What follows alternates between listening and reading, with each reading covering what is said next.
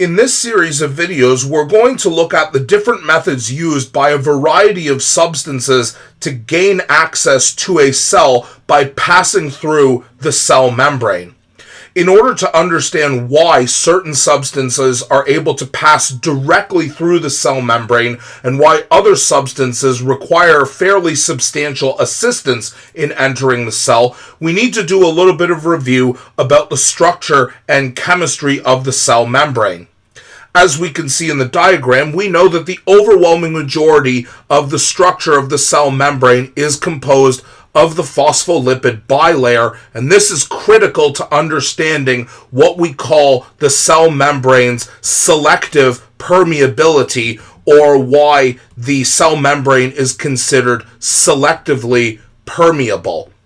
Permeability is simply a measurement of how well something can pass through something else. So when we say that the cell membrane is selectively permeable, this means that the cell membrane is only able to let certain substances through unassisted, while other substances cannot enter at all without some fairly substantial and complicated methods in terms of getting them across the cell membrane.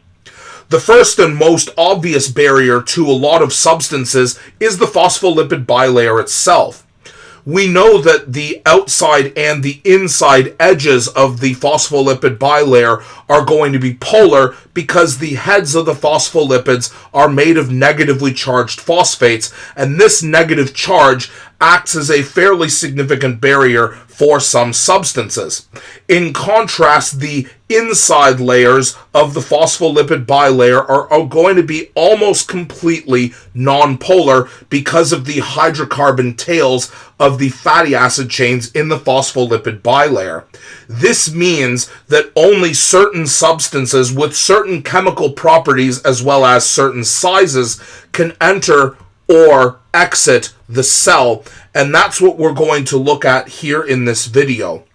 So before we look at the challenges that each of these substances faces when crossing the membrane, we need to consider what the actual characteristics of the membrane are that stop these substances from being able to get in. One of these obvious characteristics is size. For example, a very, very large protein like this, a full-size protein, which is comparable in size to the membrane proteins that are integrally embedded within the membrane, is obviously not able to squeeze between the small space in between each of the phospholipids, so large proteins like this are barred from entry. This is a good thing because larger substances, such as this pathogenic bacteria here, you can tell that he's bad because he has this angry face here. Now, because bacteria are huge compared to any of these substances, the cell membrane creates a natural barrier that disallows large pathogens from entering.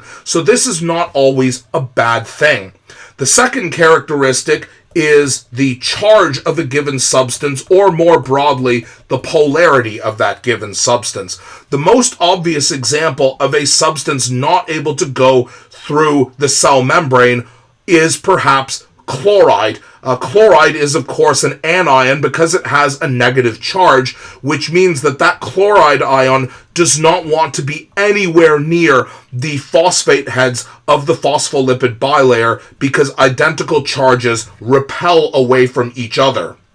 Therefore, substances that are either too big or too polar or negatively charged are not able to get through the cell membrane without any assistance. So to hammer this point home, let's take a good look at a few examples of molecules and see which ones are able to get across the membrane.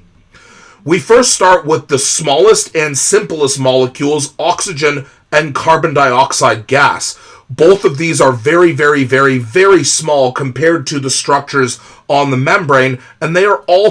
also both completely nonpolar. This means that, number one, they can squeeze through the small space in between the phospholipid heads, because remember, these heads are not exactly next to each other because the negative charge in each phosphate head causes them to repel, creating a small space in between each individual head. This means that because water and CO2 are small enough, they can squeeze through this space and pass directly through the nonpolar layer of the inside of the phospholipid bilayer, because again, if both of these molecules are nonpolar, they can form the dispersion force interactions necessary to go through a phospholipid bilayer. So the simplest example of substances that can pass through the cell membrane are small nonpolar gases such as oxygen and CO2.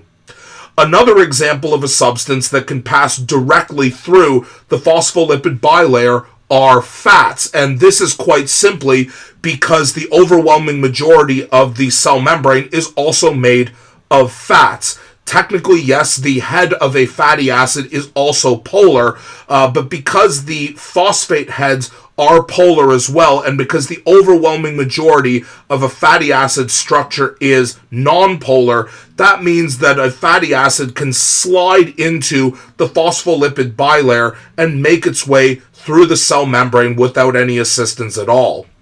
However, when we get to large polar molecules like glucose, obviously glucose is not able to go through, firstly because it's too big to squeeze between a pair of phospholipids, but also because the inside layer of the phospholipid bilayer cannot make hydrogen bonds, which means that all of these OH groups will have nowhere to attract to within the middle, which means that glucose will need some sort of assistance with a carrier or channel protein to be able to get through.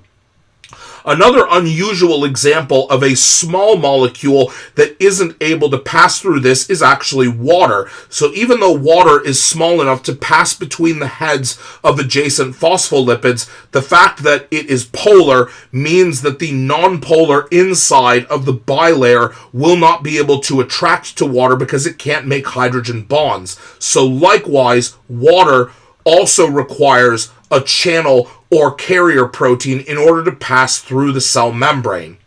This also applies to ions, and yes, this includes positively charged ions, because even though a cation is able to attract to the negatively charged phosphate heads, it is not able to pass through the nonpolar section of the bilayer because, again, no permanent dipole, which means no strong negative charge to be able to pull sodium through. So ions as well also require carrier or channel proteins to pass through.